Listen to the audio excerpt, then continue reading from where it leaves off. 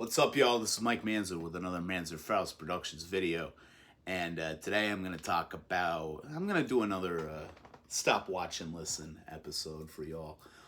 Usually I'll show the movies first and records last, but considering I just uploaded a video on the Barely Breathing 2 festival I went up to in Bethpage, on Saturday. I thought it would be cool to start off this video talking about what I picked up at that festival for records.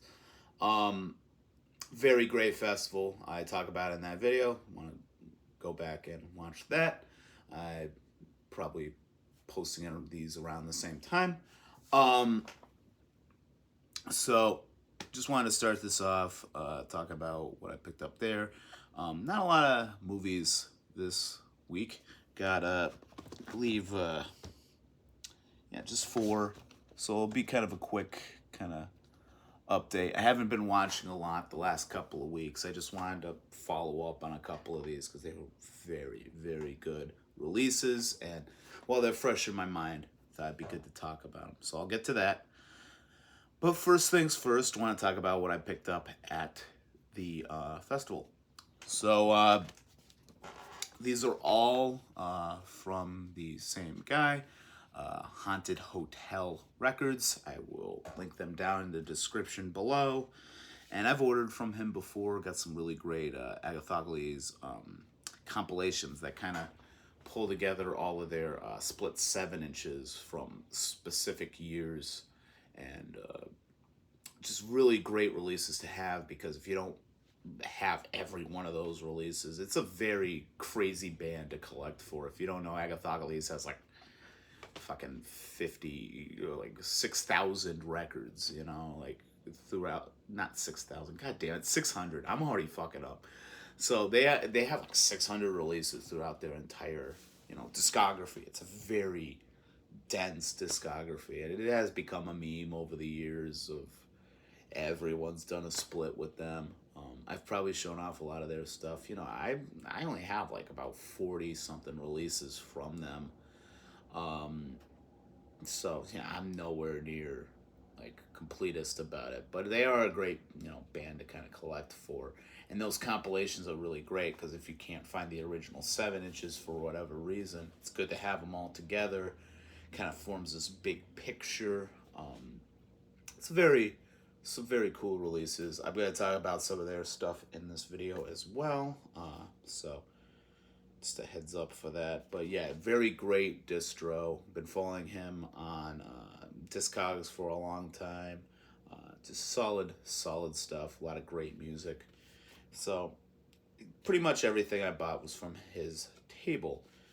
But yeah, so first up we get the classic by Discard, Death from Above EP. I believe this is from 1990. Cool little fold out kind of sleeve.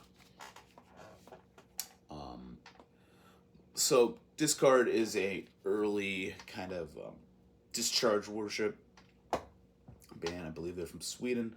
Just amazing, you know, standard kind of stuff. Very anti-Cymex style of D-beat discharge kind of worship stuff. Really great 7 inch.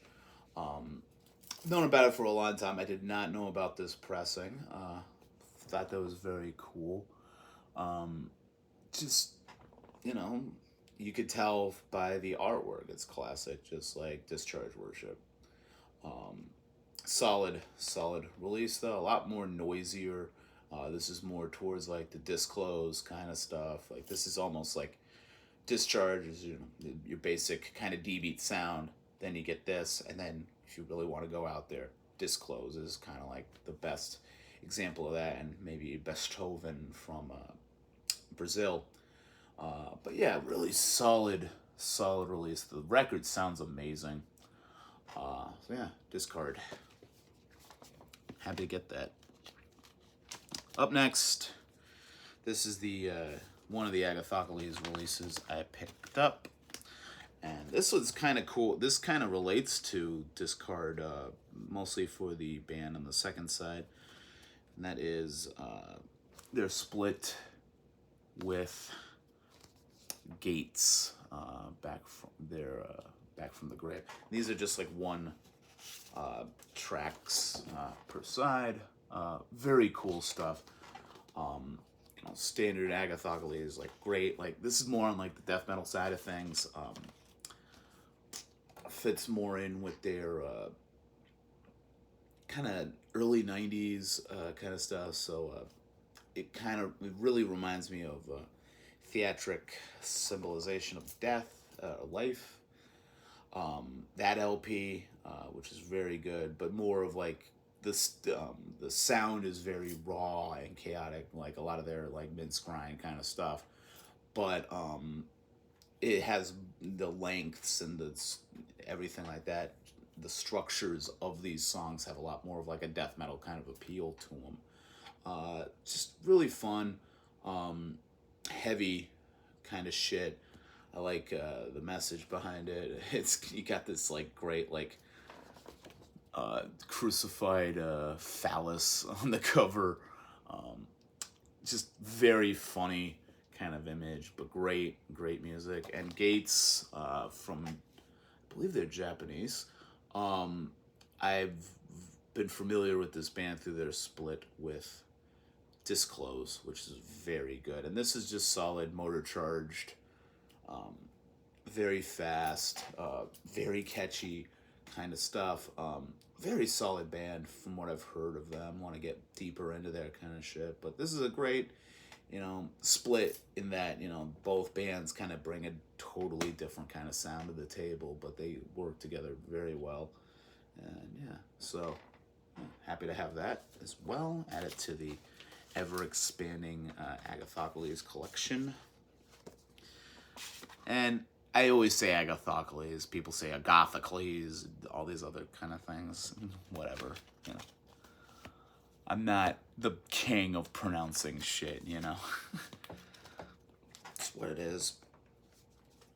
So, a band that definitely worships at the altar of Agathocles, very famously so, is Archagathus. And had this one on my radar for quite a while because the band on the other side is just amazing.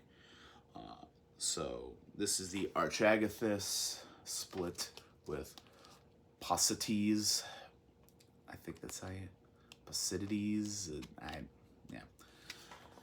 Very cool. Paucities I know through the Mustache Mincers compilation 10-inch. Some really solid stuff from them.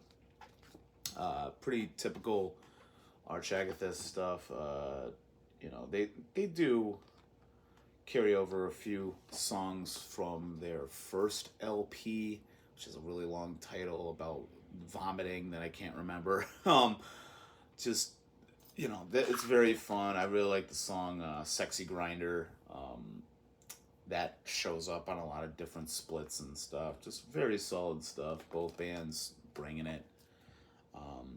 Really love this. The crazy thing about Archagathus is they always have these like weird mythical kind of creatures and like animal kind of things on the covers. It's always kind of funny to me. There's like the crocodile on one of them. I can never remember who's on the other side of a lot of these, but they have some very funny images on these. But yeah, solid stuff. Really, really solid. And another Archagathus.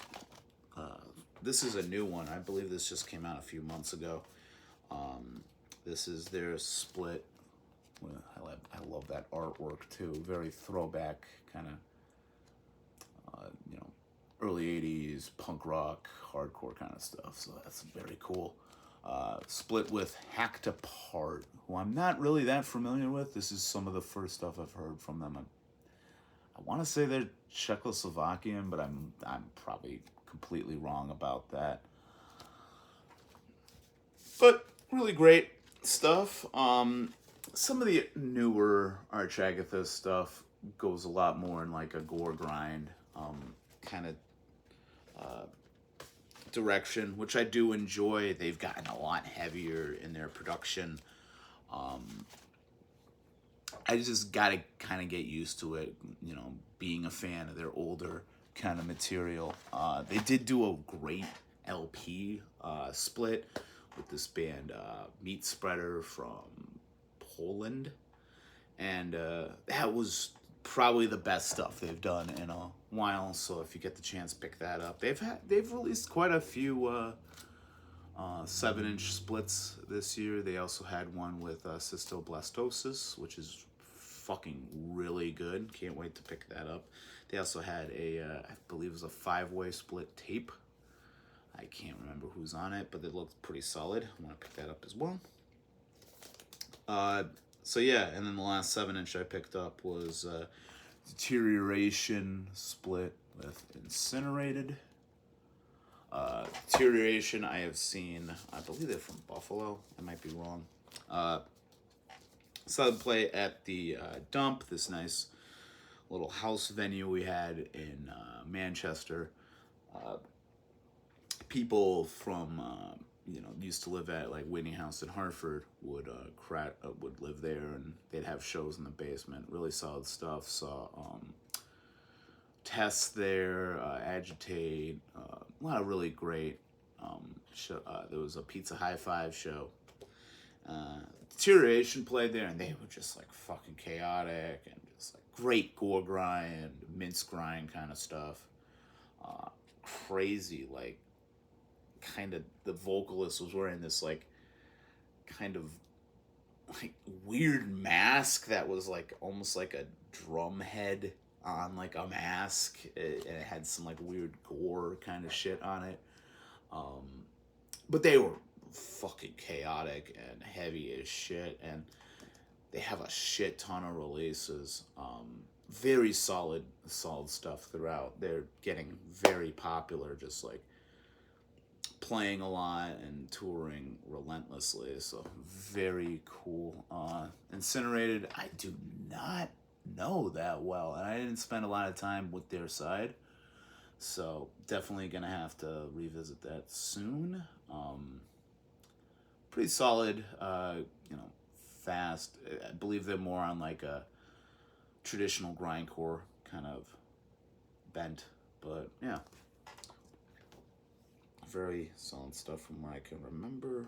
Cool little fold out inner sleeve. Some really great stuff.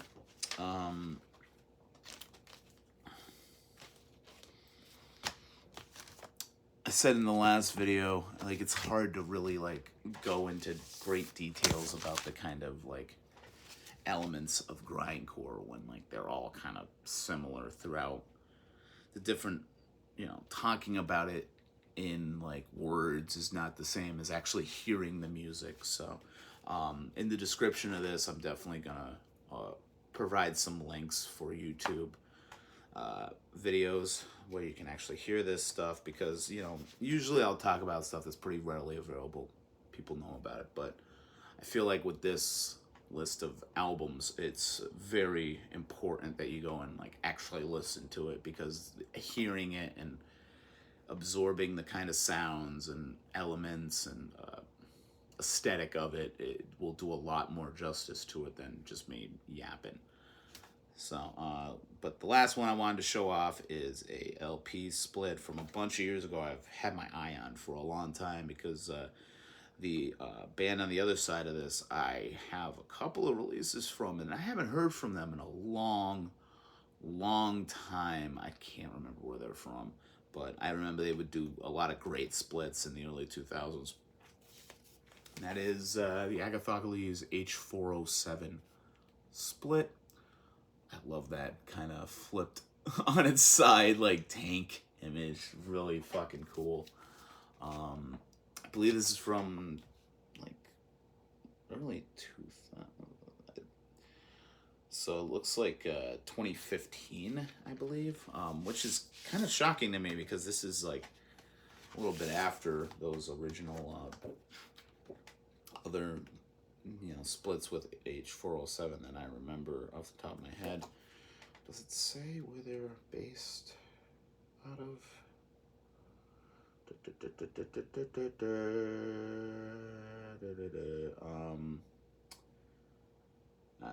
I do not recognize where they are from. I apologize. I'll probably put it down in the description if I find out. But yeah, nice little full out with lyrics and imagery. Really great, like heavy grindcore on these. You know, the Agathocles stuff, pretty standard. Really good though. And Age 407 is just like very interesting, kind of like a little bit of an industrial kind of sound, but you know, straight ahead, like great, like kind of crust infused, heavy grindcore kind of stuff. So yeah, very cool split. Happy to have this, and it's been on my radar for a while, so that's very cool. And the vinyl comes on this nice clear kind of green, maybe Coke bottle style. Very cool. Yeah, so I will provide links to all those releases, and I will provide a link to Haunted Hotel Records. Go support him. He's got a lot of great shit that you should all check out. So moving on to movies, I bought a bunch of like VHS during this like kind of last minute archive sale, 50% VHS, which ended yesterday. But I haven't dug into a lot of those yet. So like I said, I've been kind of off on the movie watching the last like week or two. So we'll definitely catch up on it this week. It's crummy outside. I've done a lot lately, so I need a good relaxing time, just binging movies. So probably in a couple of weeks I'll do another stop, watch, and listen, and talk about some more stuff that I've watched. And you know, it's just the amount of shit I get from Vinegar Syndrome every month. It's hard to keep up. So, first up, release I was extremely excited about. Deaf Crocodile has been killing it this year. The last couple of years, just releasing very, like, kind of unsung, great, like, foreign films that never had, like, a giant release. And they just, the look of a lot of these is just, like, fucking gorgeous. They're all different styles of animation. I know they have one coming out this month that just looks gorgeous. It almost looks like kind of like an animated album cover. Just every frame of it just looks fucking gorgeous. I can't remember the name of it, but I am really looking to pick that up. And they're always announcing really cool stuff. A lot of like great, like I said, just unknown stuff from Russia and Germany and France, and just their catalog is very dense with a lot of cool stuff. So I saw this, and this is a Czechoslovakian made film, a country that I've only seen, I believe, Daisies besides this, and I really enjoy Daisies. Just very cool, kind of chaotic, like feminist kind of film. With a lot of great like editing and surrealist kind of like atmosphere to it. Very cool. So, but this is an animated film, which uses a heavy amount of like kind of wood carving kind of effects. And it's all in its own kind of like fictionalized language. And that is the Pied Piper. Like, I love this slipcover as well. Very gorgeous slipcover. And the cover, and the main cover as well. Very cool. This was just such a cool experience. The music throughout it is just gorgeous. Like, there's a great symphonic element to the music in this, and it's just very cool. So the animation, you got these like kind of carved, like stop motion wood figures throughout it, and it's just very cool. But um, what I really love about it is they also use like live rats, and they'll kind of unleash them onto these sets that have a very like I was getting a German expressionism kind of film aspect to it, so it does remind me of like the Cabinet of Dr. Caligari in a way, the way these warped sort of set pieces throughout this film. Um, just an it's the usual folklore of the Pied Piper. There's some really cool scenes of him playing the flute and summoning the rats, and the rats devour the kind of bourgeois upper class kind of characters, at just fucking just such a cool kind of atmosphere. I posted some couple of like short clips on my Instagram from it. It's just a very cool kind of look, and the atmosphere of it is very fascinating. And just that kind of technique of carved kind of block wood kind of look to it just was very neat, and the cleanup they got on this, just a gorgeous looking thing to take in. Just watch it on the biggest screen you can possibly watch it on, because it's just amazing. So yeah, definitely want to call out this as just such a great release, and get on like Def Crocodile if you have not yet, because they are releasing some amazing stuff. Another label that I'm obsessed with, kind of on the other side of things, this is Saturn's Core. They're very well known for having their kind of like SOV bent, and a lot of like unknown SOV stuff has come out that is getting a lot of attention, and just some really cool stuff that I don't think would have been widely available otherwise. And this is their newest release, and this was just like, this had so much insanity to it, and this is the Tortured Soul Trilogy. Like, I love that artwork. That is some fucking crazy shit.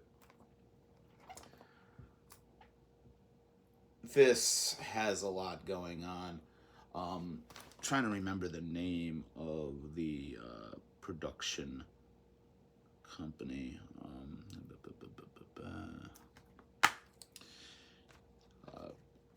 Real quick, you got this awesome, like, really dense booklet. I find that Saturn's Core really does a great job on these kind of accompanying booklets, which is kind of important to these, because they really do kind of channel that like classic zine kind of vibe from back in the day. How a lot of people would find out about these kind of titles would be like through like kind of fanzines that would be distributed. Trying to remember what the name of the his production company. So this is out of Minneapolis, Minnesota. The director, Michael W. Johnson. This guy is almost like, kind of reminds me of like an early kind of Midwestern, sleazy, kind of heavy metal version of like a Neil Breen, where he's kind of like the centerpiece of a lot of these like kind of films, and kind of a similar character throughout, but it's just a lot of fun to watch him. His kind of style of acting is very over the top, kind of wooden, as you would expect from these, but damn, man, he's just so much fun to watch. It does kind of remind me of a Neil Breen, his delivery of certain lines and his reaction to things. These follow a kind of two brother serial killers, and Johnson's pursuit of them because they killed his girlfriend in the first one. And they're just kind of going around causing uh, a lot of violence. So first movie, he's going after them. He finds out his girlfriend is kidnapped by what was it, Ike? The kind of this serial killer throughout these movies, who's in the first one, he's definitely serving his brother Steven, I think, Stevie, I believe his name was, who is kind of like the mastermind of a lot of this stuff. And Ike is more of just like the dumb-witted kind of, being kind of controlled by his brother, and using his kind of like weird obsession with like serial killers and horror movie villains and stuff like that to kind of get him to do these really horrible things. And leads him to kidnap this girlfriend of Mike, the main character throughout these films. And he is seen kidnapping the girlfriend through the eyes of like a co-worker of Ike's. Ike is very like just like, over the top on the job, and just like confrontational with everybody, and gets in trouble like first thing within the movie. So when he sees the girl get kidnapped by Ike, he goes to Mike and he's like, "Hey, Mike, we should go take care of this guy. There's been all these murders. We suspect that he's probably involved." And kind of goes from there. The second movie is following Mike as he's going after Ike, who is trying to get revenge for Mike killing his brother, the mastermind of everything in the first movie. And Ike kind of commits himself to going around and killing anybody that gets close to Mike. And it's kind of this sort of a little bit of like a Paul Kersey vibe with Mike. He's just like, anybody that gets close to him ends up getting like seriously killed. So anybody he gets involved with is automatically in trouble. And he does kind of channel some weird shit into this. The third film gets more into his kind of relationship with a woman who's like fascinated with his kind of like, she's really big on serial killers. She did like a college thesis on serial killers, and she wants to get to know Mike because she wants to know what it's like to be a serial killer. And it kind of goes a bit to his head, and he starts using her as a like kind of path to get into the mind of a serial killer, and then that will lead him to getting Ike. And throughout these films, he's like charged with like crimes of like,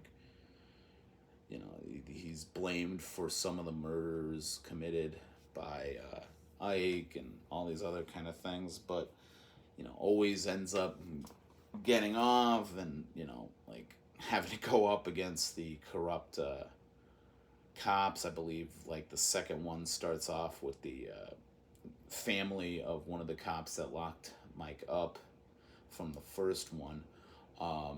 His whole family gets slaughtered, he gets slaughtered, and so there's a little bit of a framing device to that like definitely says like, he killed these people in order to get, Mike locked up. And he's just, it's this cat and mouse, very like manipulative kind of relationship between the both of them. Just insane. Goes into some weird ass fucking like supernatural kind of stuff. Some like crazy like hallucinatory kind of shit. Like the sexuality in these movies is like fucking insane, like very graphic. Like the first one starts off with like two women masturbating very like graphically. Like this is definitely like beyond your typical SOV kind of like nudity and sexuality, where it's just like you see like pretty much everything. Like it kind of shocked me a bit. It still played off pretty dumb and playfully. In the third one, there's a famous kind of sequence of like a hot tub and two women, and it just does not make any sense, and it comes out of like nowhere. A lot of like the setups for how these like the murder set pieces are set up don't make any fucking sense and seem kind of just like random. But it's entertaining. Like they're definitely three films that just go in some weird ass directions, and the acting is like insane. I mean, luckily the women doing all these like gorgeous women like dropped it just fucking everyone is so hot in these movies. It's kind of insane. Just really fun throughout, and there's some short films throughout these, also made by Michael W. Johnson. We got some great like making of documentaries. There is for the short films we have The Smell of Death, which is a short kind of about a zombie apocalypse sort of thing going on. You know, this family, kind of a Children of the Corn kind of thing, but ends up being a zombie apocalypse. That was kind of cool. Meat's Meat and Man's Gotta Eat is another short on here where it's about a kind of a cannibalistic family who has like a kind of meat distribution. I don't know. Anyway, and Michael W. Johnson plays a kind of his same character, but he's like the head of like a kind of corporation that wants to buy him out. And he ends up getting kidnapped and tortured by the family. So, you know, your typical kind of story there. But just the passion this guy puts into these films and the kind of like kind of unique and individual kind of stamp he puts on all of them. Like I said, very much of like a Neil Breen kind of vibe, but in a totally different format, totally different time. But yeah, if just very fun to dig into these, and Saturn Score just continuing to release like very interesting stuff within the SOV genre, and along with VHS Hit Fest, just really shining a light on these movies that used to, you know, years ago. I remember when Blu-ray was, the boutique Blu-ray in particular, was really blowing up. You didn't see a lot of this stuff on Blu-ray because it's sourced from video, and everybody was sourcing from film and making 4Ks out of this. But what really sets these companies apart is that they're able to just put so much information and, you know, really kind of treat these almost like Criterion releases. It's just very cool. A lot of like directors and filmmakers and actors that would have never gotten a lot of attention before. Just new life is given to these films, which is amazing because they are very important, and they are very like unique in their own ways. Like every single release from these labels that comes out is just insanely unique, and it's got its own kind of feel. They drive a lot from like their regional kind of aspects and the kind of like you know, other interests of the directors, like whatever their other gigs are and everything like that. It's very cool. So yeah, Twisted Soul Trilogy, Tortured Soul Trilogy, god damn it. Up next, this is from Subkultur. they've only had like 2 releases through the OCN, and the other one has not been available since it came out. Sold out pretty quickly. But this one I've always had my eye on. This is very cool. From Germany, this is Out of Order. This is a cool kind of, sort of like the movie Lift,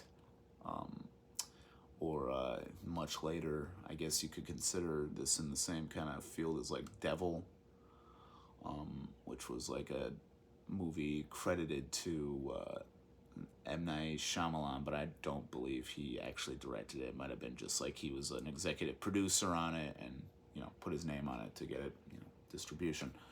But this was cool. This had a really cool kind of like 80s kind of a vibe to it, focused around a kind of new elevator built in an office building. It's like Friday, and you got a security guard working it, but he doesn't know the technology yet, and through a bunch of kind of situations, he does not realize that there are 4 people stuck on this elevator until they've been there for like a few hours, and they slowly go insane. All of them have their own kind of personalities. There is a I believe he's like an executive and his girlfriend.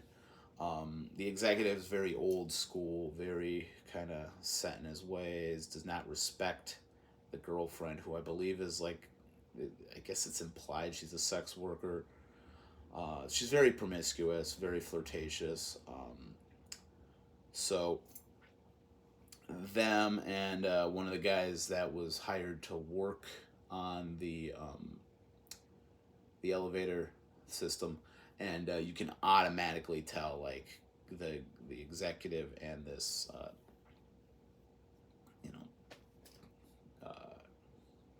engineer do not get along, and it's just the war between them. And when everything starts going down, when they're all stuck in this kind of elevator together, you could really see like his kind of jealousy and his like kind of prejudices towards like younger people.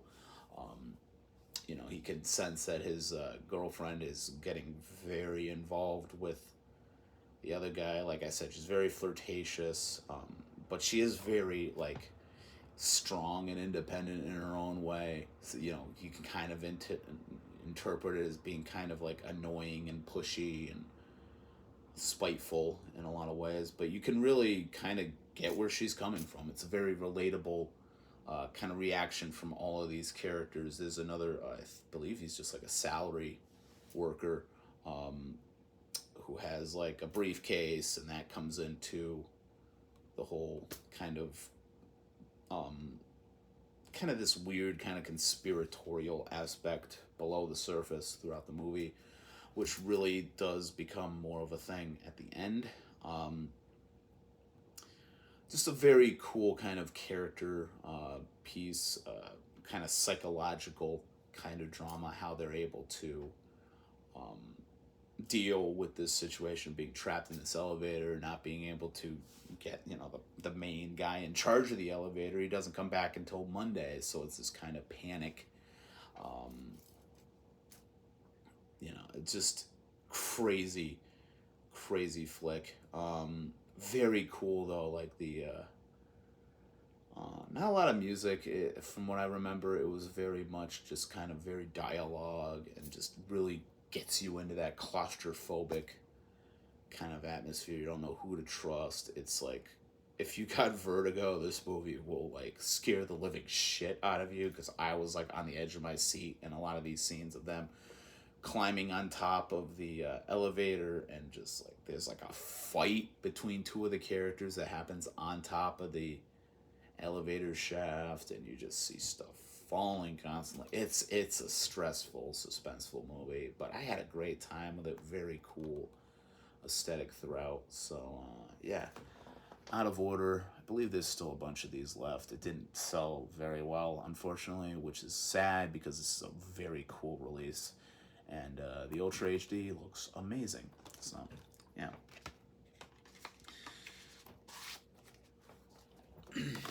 And last, the only Vinegar Syndrome release from this past month that I have actually gotten to watch. Really interested in diving into Delirium. I started it, didn't get too far into it, but it looks very cool. Giallo is kind of a difficult sell for me, but this looks like it could be a really good one. But the one that I definitely wanted to watch most of all was Gorgo. This is a British kind of kaiju film, early 60s, I believe 61. So, cool little, like, just a nice little slip. Basic artwork. You have the original poster art. Very cool. I love that. Yeah, so this is on UHD. I really had a fun time with this. It's a British kind of takeoff on the Godzilla tropes. The main Godzilla monster, like, considering how early it came out, and the thing with this is like the 4K definitely illuminates a lot of like the kind of wonky aspects of this time period of filmmaking. Like everything is rear projection, and if you watch closely, you can see the outline around people, like especially when they're all in this like kind of lifeboat. You can see like the obvious outline where the rear projection is coming from, and it's kind of goofy.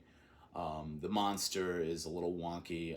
This falls more of like a King Kong kind of thing. You have the very much kind of corporate, freak show showman aspect of it. It does relate more to like some later Godzilla films as well. In particular, Son of Godzilla, the Minya, how do you say that character's name, universe, where Godzilla is kind of looking after his sort of annoying son. Those movies I'm not a big fan of. They are goofy in their own way, for sure. But yeah, just like pretty solid. It if you're like me and you enjoy like older kind of B movie kaiju kind of vibes, you'll get past the kind of filmmaking inconsistencies, and that makes it so much more enjoyable because it's very real, and it makes it so much more entertaining and kind of silly. And I did have a lot of fun with this. There's not really a lot to say. It's your typical kind of kaiju King Kong kind of mashup. But yeah, just very cool. And even though I have my seemingly complaints about some of the effects, like the 4K really makes this look really gorgeous. It's a very great looking film. Especially considering what it was and the time period that it came out. So yeah, definitely highly recommend Gorgo. It's just a fun. It's not very long either. It's only 77 minutes. Pretty easy to follow. A lot of cool set pieces of the monster destroying, Ireland and everything like that. It's just very cool. Love it. And that'll about do it for this video. If you haven't gotten the chance to yet, check out my other video on Barely Breathing 2, the festival out in Bethpage, Long Island. It's very cool. Have a lot of things to say about that fest. A lot of great bands I saw throughout it. Met some cool people. And yeah, so not much to say this week. If you want to find me on Instagram, it's the Hordes of Manzerfaust. And that'll about do it. So yeah, this is Mike Manzer with another Manzer Faust Productions video, and stay fucking metal.